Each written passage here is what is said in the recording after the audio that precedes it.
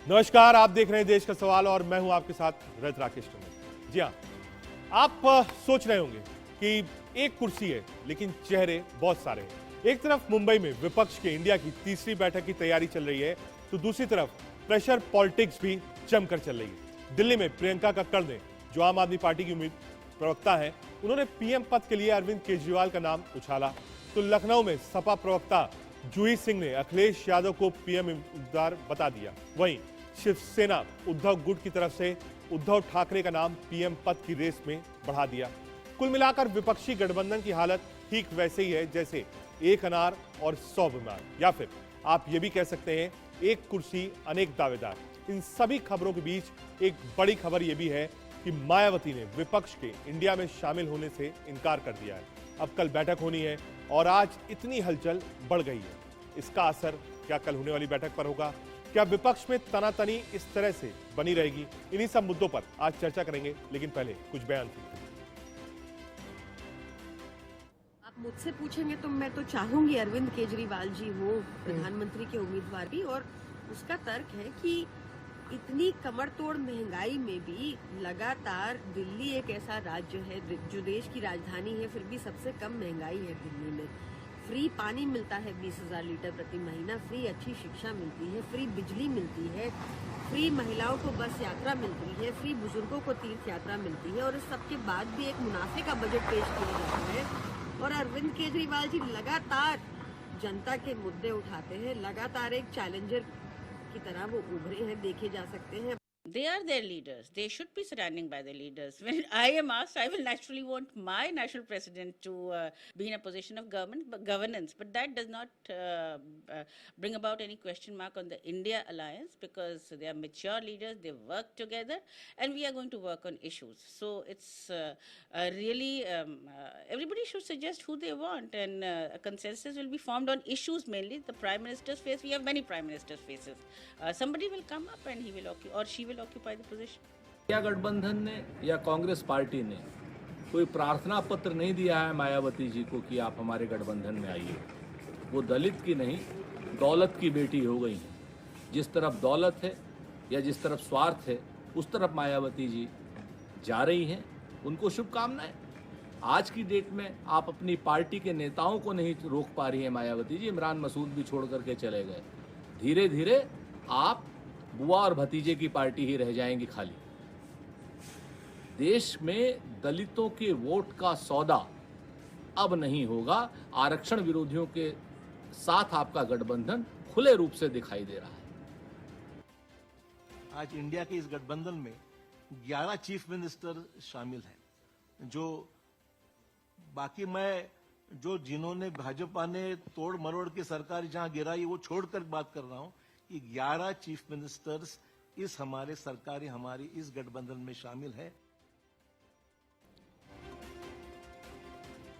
हम अपने political panel पर चलें, लेकिन उससे पहले देश का सवाल क्या है आज?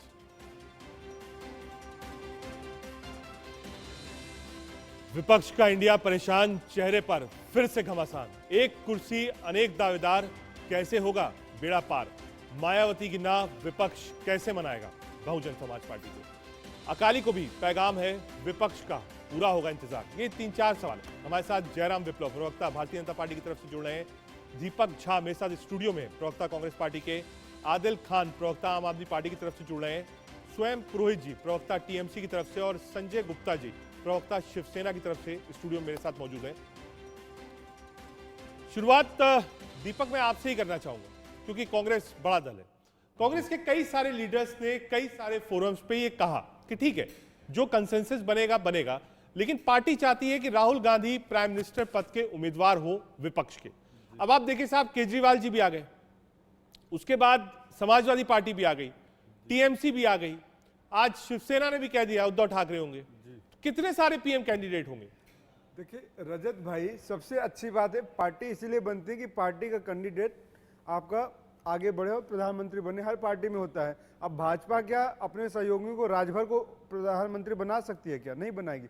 लेकिन बात ये होती आती है कि जब आप इंडिया गठबंधन की बात करते हैं तो गठबंधन से चेहरा कौन होगा, एक गठबंधन के नेता तय करेंगे, जिसकी बैठक कल से शुरुआत होगी। पार्टी उद्धव ठाकरे की पार्टी, उनके अपने नेता चाहेंगे, तो पार्टी अगर कार्यकर्ता नेता अपने नेताओं को चाहते हैं, इसमें कहीं दो मत और बुराई नहीं है। और चाहिए भी अपनी पार्टी के अपने नेताओं को चाहिए कि हमारी पार्टी का सर्वोच्च नेता सर्वोच्च पद पे बैठे, तो बहुत सहज स्वाभाविक प्रक्रिया है। लेकिन जब हम इंडिया की बात करते हैं, इंडिया के लोग जिसको वोट देंगे, इंडिया के लोग जिसको चाहेंगे, इंडिया गठबंधन जिसको चाहेगा, फिर वो इंडिया का प्राइम मिनिस्टर बनेगा। ये दूसरी बात हो जाती है। तो इंडिया के लोगों के भविष्य को तय करेगा इंडिया का गठबंधन, जो कि कल और परसों 2 दिन की महान बैठक के बाद, चिंतन के बाद जो वहां से विमर्श निकलेगा। जैसे आप देखिए, समुद्र मंथन हुआ था तो सोम रस जब निकलता है तो उससे पूरे विश्व का कल्याण हुआ था। उसी तरीके से समुद्र मंथन चल रहा है, जो कि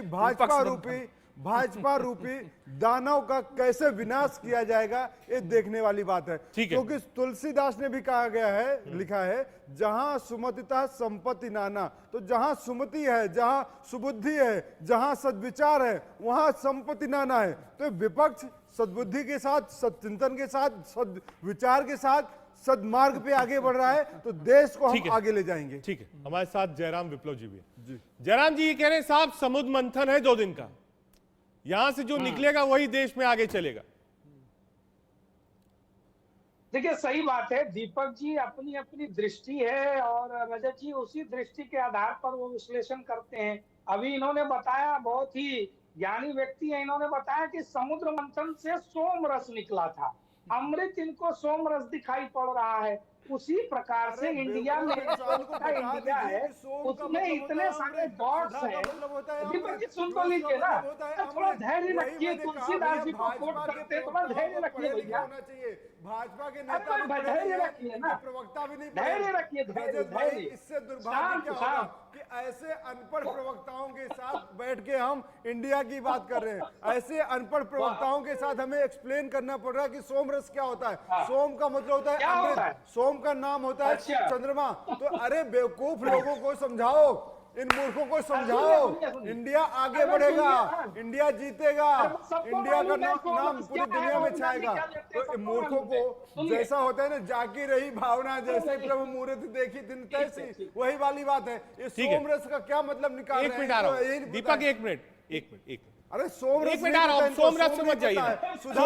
सोम रस पे डिबेट करने नहीं बैठे दीपक, नहीं सोम रस पे डिबेट नहीं। मैं ये जयराम जी समझना चाह रहा हूं, बीजेपी इसको कैसे ले रही है? इतने सारे दल एक साथ आए हैं, इसको आप कैसे ले रहे हैं? ये सारे यूनाइट हैं, एक बैठक हो गई, 2 बैठक हो गई, तीसरी बैठक होने जा रही है। इसका मतलब कि ठीक है आइडियोलॉजिकल डिफरेंस है, ये पहले भी लोग बोल चुके हैं, लेकिन एक एजेंडा के तहत सब लोग साथ आ रहे हैं। आज आप पवार साहब को सुनिए, अशोक चौहान जी को सुनिए, तो उनका आइडियोलॉजी अलग हो सकती है, लेकिन डेमोक्रेसी और आजादी को बचाने के लिए हम लोग साथ आ रहे हैं।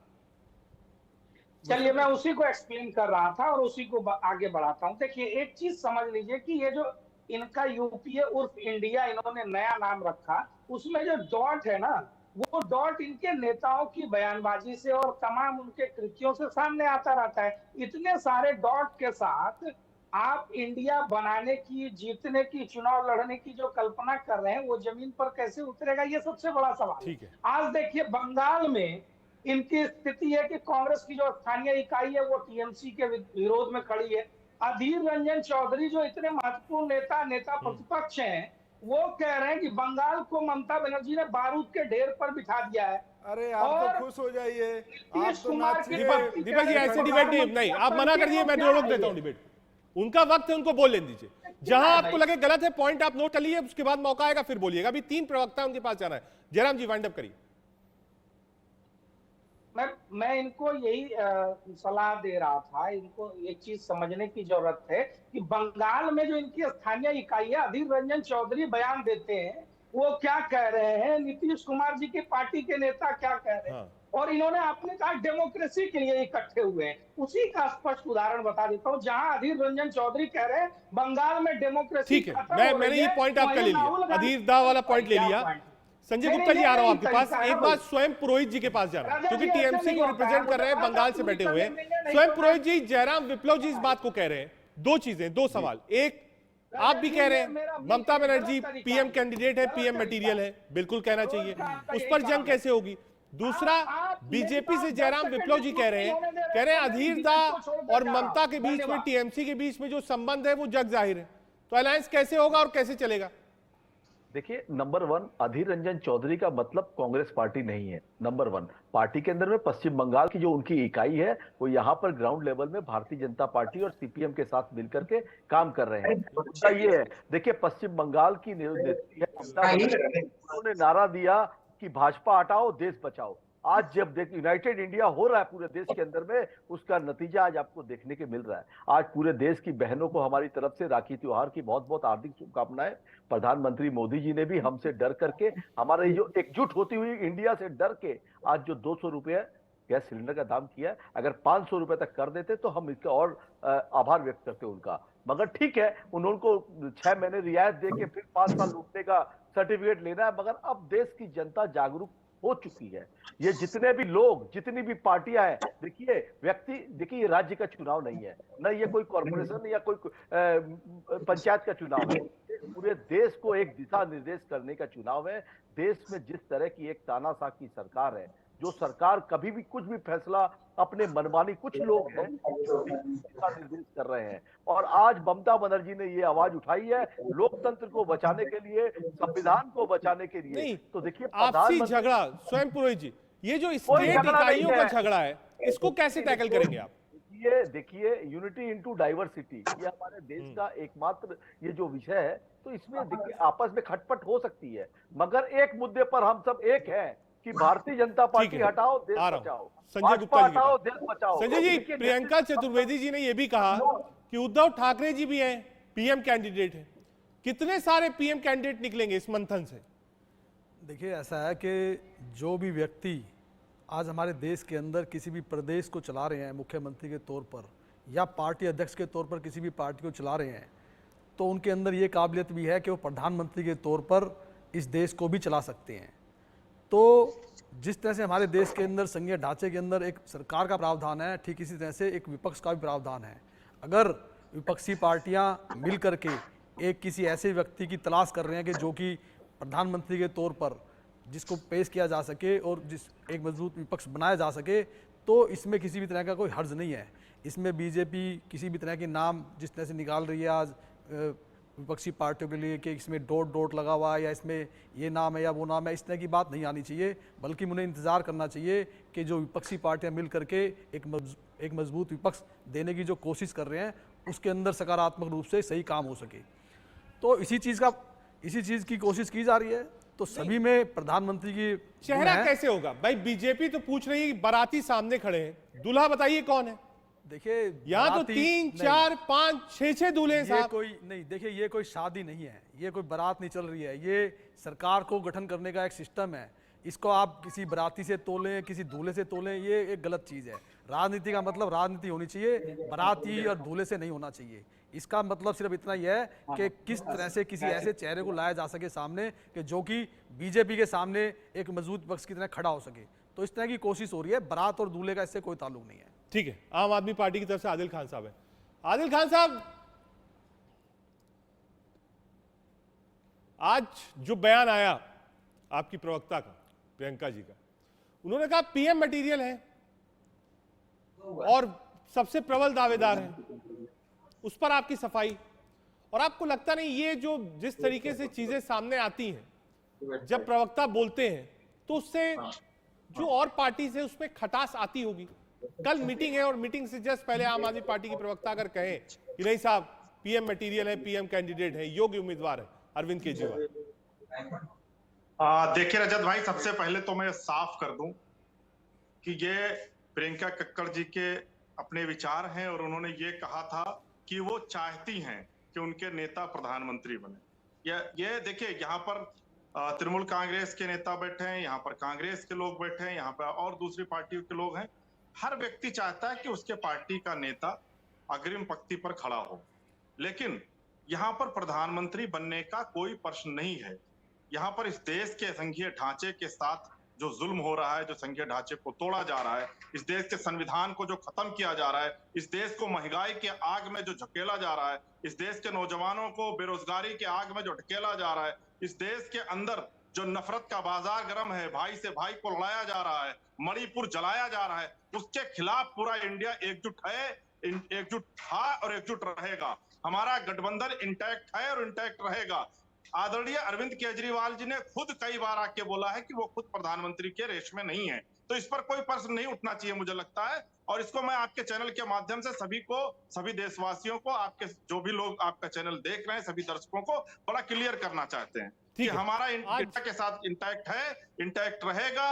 हम इंडिया के साथ चुनाव लड़ेंगे। जहां तक सीट शेयरिंग की बात है, हमारे जो शीर्ष नेतृत्व है इंडिया के लोगों के साथ बैठकर इसको तय कर लेंगे। और मुझे लगता है ये स्पष्टीकरण आपने दे दिया मीटिंग से पहले कि हाँ अरविंद केजरीवाल रेस में, ठीक है। एक बार जयराम विप्लव जी के पास चलेंगे। जयराम जी, आम आदमी पार्टी के प्रवक्ता ने जो कहा था, लेकिन आदिल साहब ने कहा कि ये उनका निजी बयान था, साफ कह रहे हैं कि अरविंद केजरीवाल साहब रेस में नहीं है। आज एक बार फिर कांग्रेस नेता और पूर्व सांसद संदीप दीक्षित जी ने कहा है कि आम आदमी पार्टी बीजेपी की बी टीम है, वो बाहर निकलने का रास्ता खोज रही है। देखिए, हमें कोई फर्क नहीं पड़ता इनके यूपीए और INDIA अलायंस का कौन चेहरा होता है, कौन उम्मीदवार होता है, ये वो अपनी बात लेकर जनता के बीच में जाएंगे। हम अपने प्रधानमंत्री जी के कामों को, उपलब्धियों को लेकर के जनता के बीच में जाएंगे। सारी दिक्कतें तो इनके भीतर है ना, लगातार बयानबाजी ये करे और उस पर अगर राजनीतिक बयानबाजी और उस पर सवाल उठाए जाए, मीडिया सवाल पूछे, तो कोई भी प्रवक्ता कह दे, हमारे पार्टी का मुख्य प्रवक्ता केवल निजी बयान देने के लिए चैनलों पर आता है। कोई प्रवक्ता कह दे कि संदीप दीक्षित जी छोटे नेता है, वो दिल्ली के नेता है, अलका लांबा दिल्ली की नेता है, वो कुछ भी बोल रही है। वो इस प्रकार अधीर रंजन चौधरी जैसे नेता जब वक्तव्य देते हैं, बंगाल की बद से बदतर होती स्थिति पर वो सवाल उठाते हुए कहते हैं कि लोकतंत्र बंगाल में नहीं है, बंगाल बारूद के ढेर पर बैठा है। दूसरी तरफ कांग्रेस पार्टी कहती है कि ममता जी को हम साथ इसलिए ला रहे हैं कि हम डेमोक्रेसी बचाना चाहते हैं। तो डेमोक्रेसी किस मॉडल से बचाना चाहते हैं? बंगाल का मॉडल लेकर आएंगे, बिहार का मॉडल लेकर के आएंगे, राजस्थान का मॉडल लेकर के आएंगे, या छत्तीसगढ़ का मॉडल लाएंगे, या फिर 10 वर्षों तक जो पूर्व का यूपीए रहा उसके घोटालों का मॉडल लेकर के आएंगे। तो जनता को ये सारी चीजें स्पष्ट है, उनको याद है, सारी चीजें उनके दिमाग में भी है। इसलिए आप कुछ भी कर लीजिए, नाम बदल लेने से आपके काम नहीं बदल जाएंगे।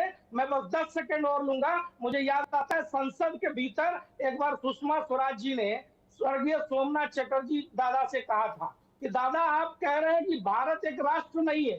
कितने आश्चर्य की बात है, भारत एक राष्ट्र नहीं है और बंगाल की एक माता गुजरात के सोमनाथ के ऊपर नाम रखती है। नाम तो सोमनाथ रखा, लेकिन काम वो नहीं करते दिखे। इसलिए नाम बदलने से कुछ नहीं होगा, काम करके दिखाना पड़ेगा। और अतीत का जो संजय गुप्ता जी, आ रहा हूं आपके पास क्योंकि बड़ी कॉम्प्लेक्स सिचुएशन है। मुझे लगता है इस पर दीपक झा जी को बोलना चाहिए। जो जयराम विप्लव जी ने कहा है, इसमें 3-4 पॉइंट्स उन्होंने दिया है। एक दिल्ली का पॉइंट, दूसरा पीएम फेस का पॉइंट, तीसरा जो अंदर द्वंद्व है पंजाब में, और एग्जाम्पल उन्होंने दिया है बंगाल का, अधीरदा का। इसको रिजॉल्व कैसे करेंगे आप? भाजपा के चरित्र को आप ऐसे समझिएगा, एक शेर के माध्यम से, जिसके किरदार पे शैतान भी शर्मिंदा है, वो आए हैं यहाँ करने नसीहत हमको। तो भाजपा का किरदार ऐसा है कि शैतान भी शर्मिंदा हो जाएगा कि भाई ये तो हमसे बड़ी शैतान पार्टी निकली। जो अति शैतान होगा तो भाजपा कहती है महाशैतान है। मणिपुर पे मोदी जी चुप हो जाते हैं, देश में महंगाई बढ़ती तो मोदी जी मौन हो जाते हैं, संसद में बेटियां बाहर पटल पे आती है और धरना प्रदर्शन करती है, देश का मान अपमान करते हैं, और ब्रजभूषण के मामले पे मोदी जी चुप हो जाते हैं। तो ऐसे प्रधानमंत्री को देश से क्या उम्मीद होगी? ऐसे व्यक्ति को भाजपा बचाने की कोशिश कर रही है। भाजपा में लठम लठ मचा हुआ है। भाजपा के नेता बता रहे थे अंदर खाने, जैसे आपके सोर्सेज होती है यहाँ पर। सुनिए, भाजपा में जो हो रहा है वो जयराम विप्लव जी बता देंगे। मैंने आपसे दिल्ली, पंजाब और बंगाल 3 पर स्पेसिफिक सवाल पूछा है, आप चले गए फिर वहां पर। बता रहा हूं आपको। देखिए, भाजपा को इंटरेस्ट है कि इंडिया में क्या हो रहा है, इंडिया गठबंधन में क्या हो रहा है। ममता बनर्जी क्या बोल रहे हैं, केजरीवाल जी क्या बोल रहे हैं, अरे भाई हम सब मिल के बैठ के बात करके देश को, राष्ट्र को आगे कैसे ले जाएंगे उस पर सदविचार बना लेंगे, सदचिंतन कर लेंगे। लेकिन आप ये बताइए कि योगी आदित्यनाथ को बनाएंगे प्रधानमंत्री, कि नरेंद्र मोदी को बनाएंगे, कि राजनाथ को बनाएंगे, कि गडकरी जी को बनाएंगे, अमित शाह को बनाएंगे। ये 4-5 चेहरे हैं आपके पास, ये चारों 5 आपस में लड़ाई कर रहे हैं। यहां तक पूरी बात, लेकिन मीडिया इसको दिखा नहीं सकता, भाजपा के नेता मोदी के सिवाय कुछ कह नहीं सकते। तो बात यह है कि अपने घर तो खुद आग लगी है, दूसरे के घर पे नाच रहे हैं। तो बात यह है कि भाजपा तय करे कि देश में हमें मोदी जी से नहीं लड़ रहे हैं, हम महंगाई से लड़ेंगे, बेरोजगारी से लड़ेंगे, भ्रष्टाचार से संजय जी के पास जा रहा है। बलात्कारी, संजय जी आप कुछ ऐड करना चाहते थे? पहला, जो नेता बलात्कारी दूसरा, हैं, एक तरफ लोकसभा का चुनाव, आ रहा हूं दीपक जी, संजय जी, एक तरफ लोकसभा का चुनाव है, लोकसभा के लिए सारी बैठक हो रही, मान गया, लेकिन मान लीजिए शिवसेना को बहुत ज्यादा छत्तीसगढ़, मध्य प्रदेश या राजस्थान में इंटरेस्ट नहीं होगा, मैं मान सकता हूं इस बात को। लेकिन जिस तरीके से दूसरे दल हो, चाहे वो समाजवादी पार्टी हो, चाहे आम आदमी पार्टी हो, बहुत विग्रेस कैंपेन कर रही है, इसकी स्थिति क्या होगी? क्या इसको साइड कर दिया जाएगा, सिर्फ बात लोकसभा की होगी, या राज्यों के प्रति क्या इंडिया अलायंस सोचता है उस पर भी बातचीत होगी? ये सवाल मुझसे है किसी और से? आपसे ही है। पता नहीं चलता ना, आपने एक बार क्या दोबारा से पूछना, आप मुझे समझ में नहीं आया, भाई साहब बीच में बोल रहे थे। संजय, क्या जो राज्यों में चुनाव है, क्या उसको लेकर भी अलायंस पर बातचीत होगी? जिस तरीके से केजरीवाल साहब कैंपेन कर रहे हैं राजस्थान, मध्य प्रदेश, छत्तीसगढ़ में, या फिर स्टेट के चुनाव अलग रख दिए जाएंगे, सिर्फ लोकसभा के चुनाव पर बातचीत होगी? और क्या ये संभव है कि 3-3, 4-4 दल जो एक साथ बैठकर कॉफी पिए, 2 दिन साथ में रहे, उसके बाद तुरंत अगले दिन जाए और छत्तीसगढ़ में आमने सामने होकर लड़ाई कर ले? देखिए, एक बात मैं आपको बताना चाहूँगा कि लोकसभा चुनाव के साथ साथ जिन 2-4-5 राज्यों के अंदर चुनाव है, बीजेपी की ये कोशिश है कि किस तरह से उन चुनावों को भी लोकसभा के साथ ही कर दिया जाए। और ये जो तैयारी है बीजेपी की, ये बड़े गुपचुप तरीके से है। जिस तरह से हेलीकॉप्टर खरीदने की बातें चल रही हैं, जिस तरह से बुक किया जा रहा है हर चीज़ को, मतलब सरकार को पता है कि उसने क्या करना है, उसने निर्वाचन आयोग से क्या कराना है, लेकिन विपक्षी दल इस बात को नहीं जानते कि क्या होने वाला है, इस बात की सिर्फ शंका है। तो जिस तरह की प्लानिंग किसी भी चुनाव को जीतने के लिए सारी तैयारी पहले से ही सरकार कर लेना चाहती है और विपक्ष को हरा देना चाहती है, तो इस तरह की तैयारी जिस तरह से चल रही है, तो इस बात की सुगबुगाहट तो है ही कि क्या हो सकता है, क्या नहीं हो सकता, और सबकी तैयारी भी करने की कोशिश की जा रही है। तो देखते हैं इस मामले में कितना हम कामयाब होंगे, कितना नहीं होंगे। ठीक है, आदिल जी के पास। आदिल जी, राज्यों पर आम आदमी पार्टी का स्टैंड क्या है? एज स्पोक्स पर्सन आप क्या सोचते हैं कि कल परसों जब बैठक हो तो क्या आप अपना मत रखेंगे कि नहीं साहब हम लोग साथ में हैं, तो हमको भी सीट शेयरिंग फॉर्मूला बताइए, राजस्थान, मध्य प्रदेश, छत्तीसगढ़ का क्या हो? या फिर आप राज्यों में कोई भी अलायंस नहीं चाहते हैं, जो भी अलायंस चाहते हैं वो लोकसभा में चाहते हैं? देखिए रजत भाई, अभी जो अलायंस हुआ है, जो इंडिया एक साथ आई है, वो लोकसभा चुनाव के लिए आई है। लोकसभा चुनाव के अंदर हम मिलकर चुनाव लड़ रहे हैं। सारे लोग, जितने घटक दल हैं, जो भी मुंबई के बैठक में कल जा रहे हैं, वो सब लोग मिलकर चुनाव लड़ रहे हैं। जहां तक राज्यों की बात है, तो निश्चित तौर पर राज्यों में हम लोग, आम आदमी पार्टी अपने संगठन निर्माण का काम कर रही है और राज्यों में चुनाव लड़ने की तैयारी कर रही है, क्योंकि हमारा गठबंधन लोकसभा को लेकर है। हम लोकसभा के लिए गठबंधन के लिए तैयार हैं, लोकसभा के एक साथ मिलकर काम कर रहे हैं और लोकसभा में मुझे लगता है कहीं कोई दिक्कत नहीं आने जा रही है। दूसरी चीज, भारतीय जनता पार्टी के लोग सबसे ज्यादा परेशान है कि इंडिया का गठबंधन कैसे टूटे। 24/7 उनकी चिंता यही रहती है, और मुझे लगता है ये चिंता इस बात की दलील है कि भारतीय जनता पार्टी, मुझे लगता है कि ये चिंता इस बात की दलील है कि भारतीय जनता पार्टी का अब जाना तय है। इनसे जब ये लोग 2024 के चुनाव में जनता के बीच में जाएंगे, तो जनता इनसे पूछेगी कि मोदी जी ने 2014 और 2019 में जो बड़े बड़े वादे देश की जनता के साथ किए थे, चाहे वो महंगाई की बात हो, चाहे वो बेरोजगारी की बात हो, चाहे वो भ्रष्टाचार की बात हो, चाहे वो महिला सुरक्षा की बात हो, चाहे किसानों के उनके फसल के उचित मूल्य की बात हो, उन सब पर इनसे सवाल पूछा जाएगा। इनसे पूछा जाएगा कि आपके सांसद महिला खिलाड़ियों के साथ जो भ्रष्टाचार करते रहे, आखिर मोदी जी ने उनको क्यों बचाया? आपसे पूछा जाएगा कि बहुत हुई महंगाई की मार का नारा देने वालों से क्या बीजेपी घबरा गई है इंडिया अलायंस से? आम आदमी पार्टी कह रही है कि बीजेपी बिल्कुल घबराई हुई है अलायंस से। 30 सेकंड रजत भाई, 30 सेकंड। एक मिनट आदिल भाई, अब बहुत लंबा देखिए हो गया, एक बार जवाब ले लो, आ रहा हूं, वापस भी आऊंगा, 1 मिनट रुकिए। जयराम विप्लव जी।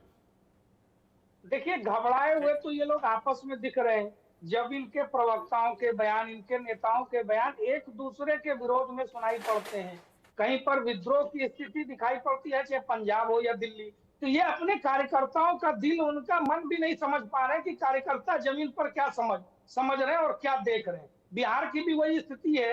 1 साल होने चला सरकार को, अभी तक जेडीयू के कार्यकर्ता राजद के लोगों के साथ घुल मिल नहीं पा रहे हैं, एक एक करके छोड़कर भाजपा में आते चले जा रहे हैं। तो ये स्थिति जमीन पर है। और रही बात, इन्होंने जितने सारे मुद्दों की बात कही, उसमें भारतीय जनता पार्टी अपनी सरकार की उपलब्धियों को ही लेकर के जा रही है।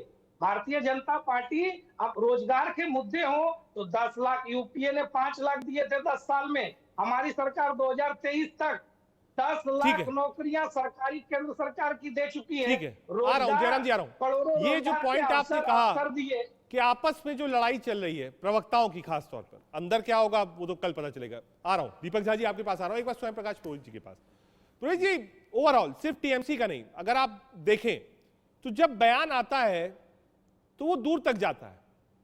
आप अपनी पार्टी के, आप हमेशा चाहेंगे कि ममता बनर्जी पीएम उम्मीदवार हो, बिल्कुल वाजिब है, लेकिन जब आप एक अलायंस पार्टनर होते हैं तो उसकी भी एक धर्म, एक मर्यादा होती है। उसमें कई सारे लोग हैं जिन्होंने बयान दिए, कई सारे लोग हैं जिन्होंने कहा कि नहीं साहब ये बयान उनका निजी बयान है, मैं उसमें नहीं जा रहा हूं। लेकिन क्या इन सब चीजों से थोड़ा परहेज करना चाहिए? गठबंधन का जो धर्म है उसको निभाना चाहिए, इससे एक निगेटिव पब्लिसिटी मिल रही है इंडिया अलायंस।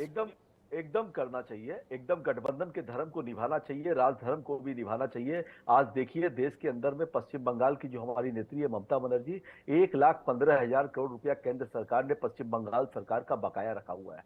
उसको लेकर के पिछले 15 महीनों से हम लोग जगह जगह में छोटा छोटा आंदोलन भी कर चुके हैं, धरना प्रदर्शन भी कर चुके हैं, और 2 अक्टूबर को हमारी नेत्री ने निर्देश दिया है कि दिल्ली के रामलीला मैदान में इसको लेकर के, और वहां पे परमिशन भी हम लोगों को नहीं दिया जा रहा है, उसके बावजूद भी हम धरना देने जाएंगे 2 अक्टूबर को।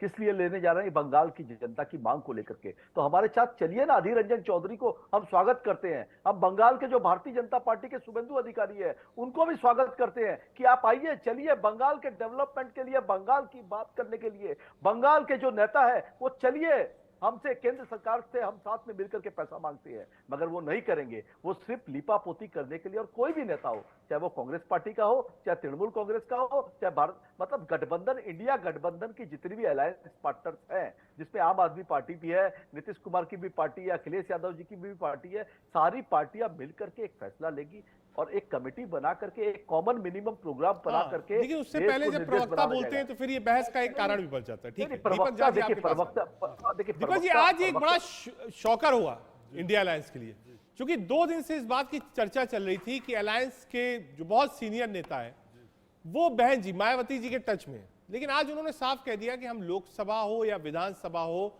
ना एनडीए के साथ है ना इंडिया के साथ। यूपी वो सूबा है जहां से रास्ता सीधे दिल्ली की राजनीति तक जुड़ा हुआ है, क्योंकि 80 सीटें वहां तक आती हैं।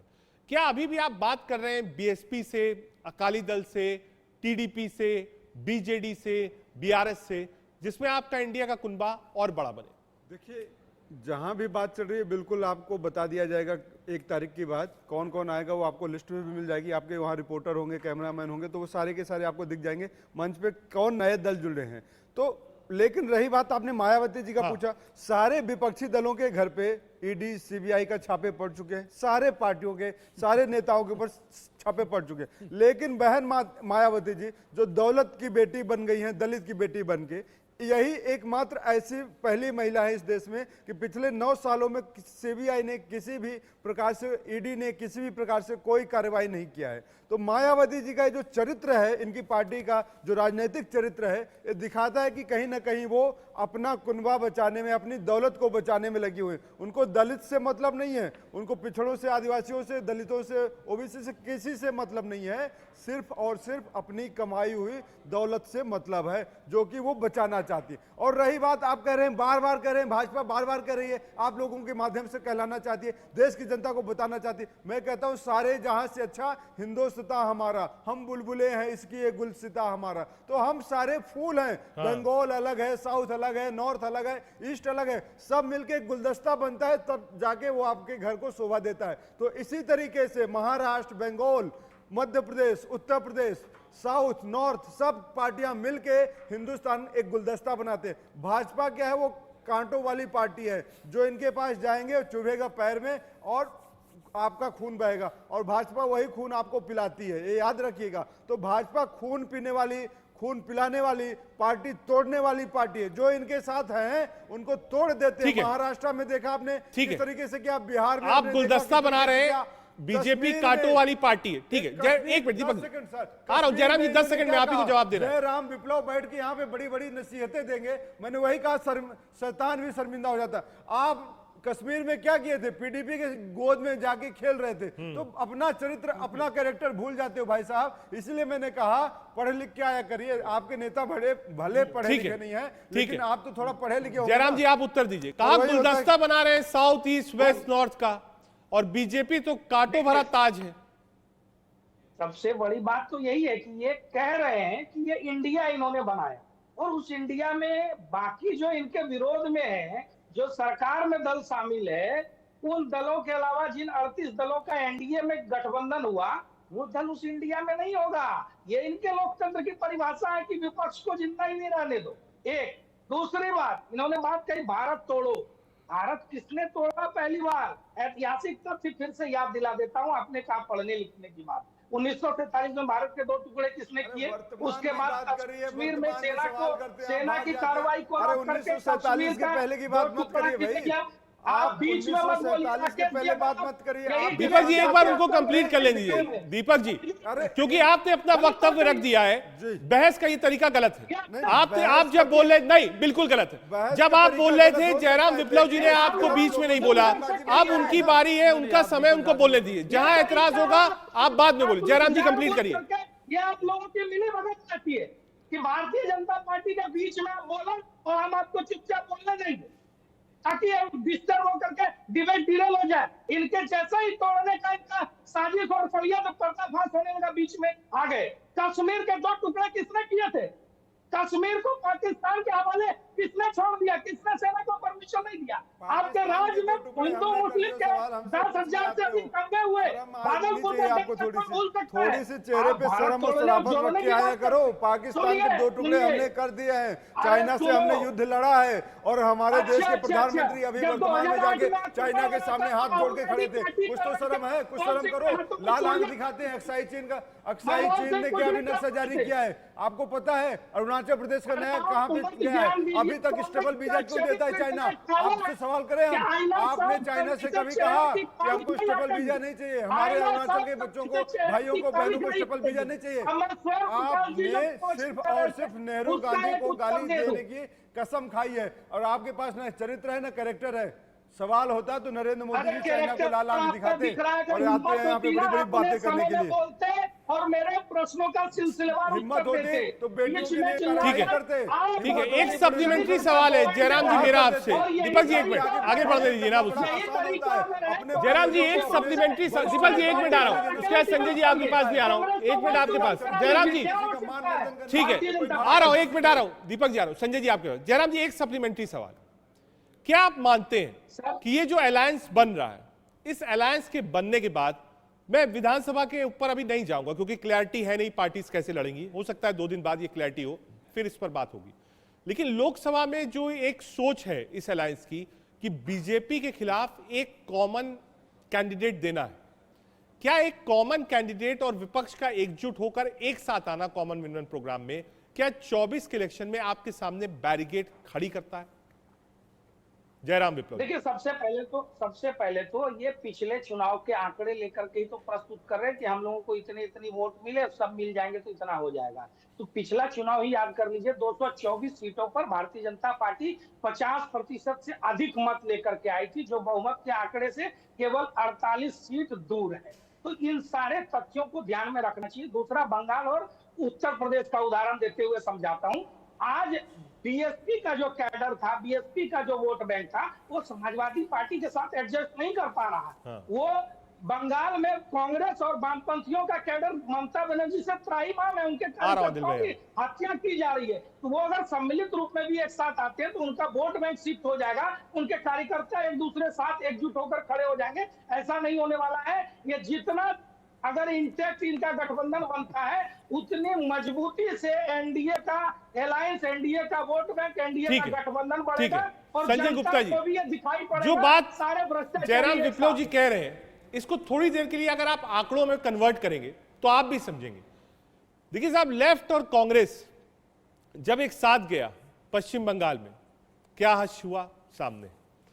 आप यूपी में एसपी और वीएसपी को, और मैं इस बात से जयराम जी के सहमत हूं कि वोट ट्रांसफर एक दूसरे को नहीं हुआ, उसके पहले कांग्रेस और समाजवादी पार्टी विधानसभा में लड़ी, हश्र देख लिए क्या हुआ। देखिए, इस विषय में तो सभी तरह के आकलन किए जाएंगे। अब किसी मजबूत पक्ष को बनाने की कोशिश की जा रही है। अब इन आंकड़ों को देख करके क्या नई कोशिशों को छोड़ दिया जाए।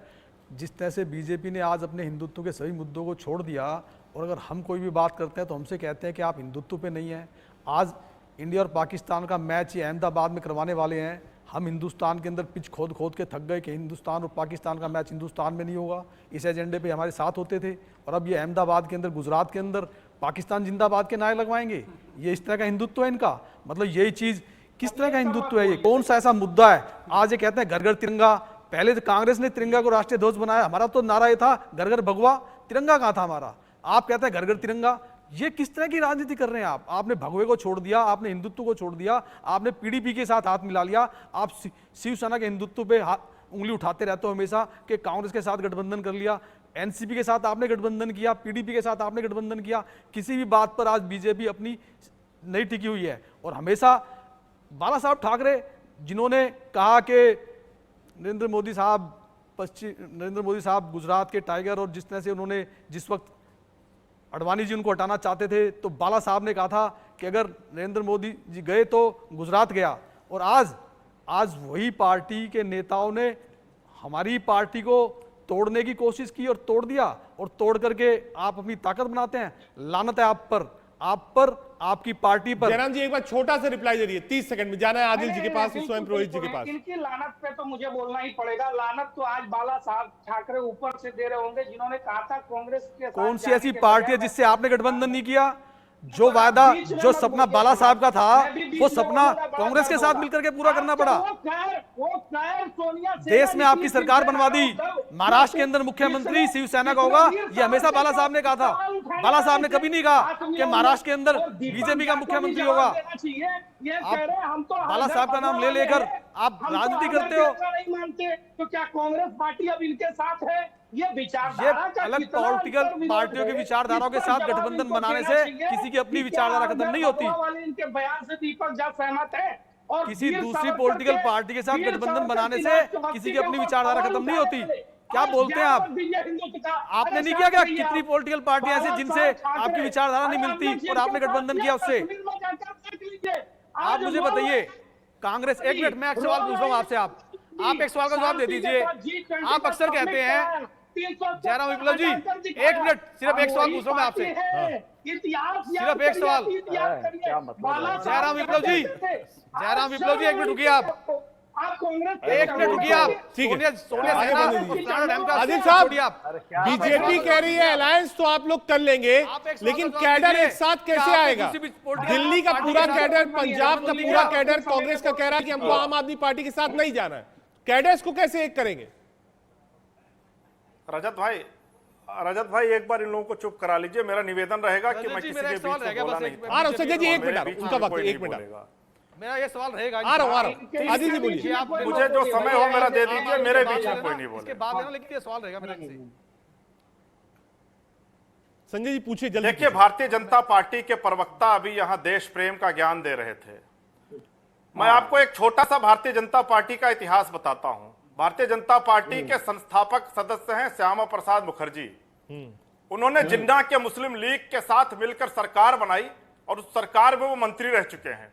जब महात्मा गांधी ने भारत छोड़ो आंदोलन चलाया था, तो श्यामा प्रसाद मुखर्जी ने उस वक्त के ब्रिटिश गवर्नर जॉन हर्बर्ट को चिट्ठी लिखकर ये सुझाया था कि कैसे भारत छोड़ो आंदोलन को कुचला जाए।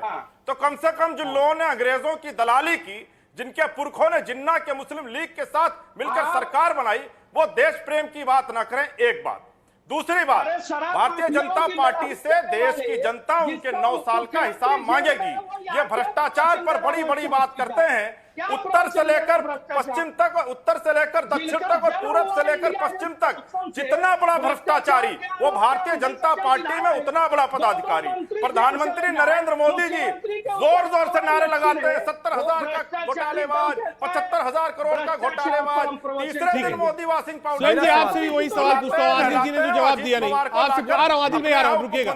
स्वयं जी बीजेपी कह रही है और राजनीतिक विशेषज्ञ भी इस बात को कहते हैं कि बहुत सारे अलायंसेज ऐसे भी हुए देश में जो सक्सेसफुल नहीं हुए क्योंकि उनके वर्कर्स, उनके कैडर्स एक साथ नहीं आ पाए। ऊपर लेवल पर नेता एक साथ बैठकर चाय पी लेते थे लेकिन नीचे वर्कर्स एक साथ नहीं कैंपेन कर पाए। जी देखिए, बहुत ही अच्छा सवाल है आपका। ये जो चुनाव है 2024 का, ये चुनाव देश की जनता वर्सेस भारतीय जनता पार्टी होने वाला है। कैडर, यहाँ पे कैडर, हर पार्टी का अपना कैडर है। वो जो पार्टी के जो सुप्रीम जो टॉप लीडर्स होते हैं वो निर्धारित करते हैं कि किसके साथ जाना है, नहीं जाना है। मगर अभी जो हम लोगों ने जो इंडिया बनाया है, इंडिया के साथ में जो एक गठबंधन हुआ है, जो देश की जनता की मांग उठा करके हम लोग खड़े हैं, तो देश की जनता हमारे साथ खड़ी है। ये कर्नाटक के चुनाव में आप लोगों को नतीजा देखने को मिला है, पश्चिम बंगाल के पंचायत चुनाव में आप लोगों को देखने का नतीजा, इसका जवाब मिला है। और आने वाले समय में बहुत जल्दी आपको जो 5 राज्यों में चुनाव है, इस सब में आपको इसका नतीजा देखने को मिलेगा कि भारतीय जनता पार्टी। 3 बड़ी चीजें कौन सी होने वाली है कल मुंबई में? मैं इससे पहले एक बात बोलूंगा कि कल राजस्थान के पूर्व विधानसभा अध्यक्ष भाजपा के कैलाश मेघवाल ने कहा, ठीक है, एक नंबर वक्त की थोड़ी कमी है, आज के लिए इतना ही। देश के सवाल में आप सभी मेहमान आए, बहुत शुक्रिया। एक छोटा सा कमर्शियल लेना है, बहुत शुक्रिया आप सबका। हमारी नजर रहेगी कि कल मुंबई में क्या होता है, क्या कंसेंसस कैंडिडेट को अनाउंस होता है, क्या कन्वेनर को कन्वेनर आता है, क्या लोगो और झंडा आता है। कल का इंतजार करिए। देश का सवाल में आज के लिए इतना ही।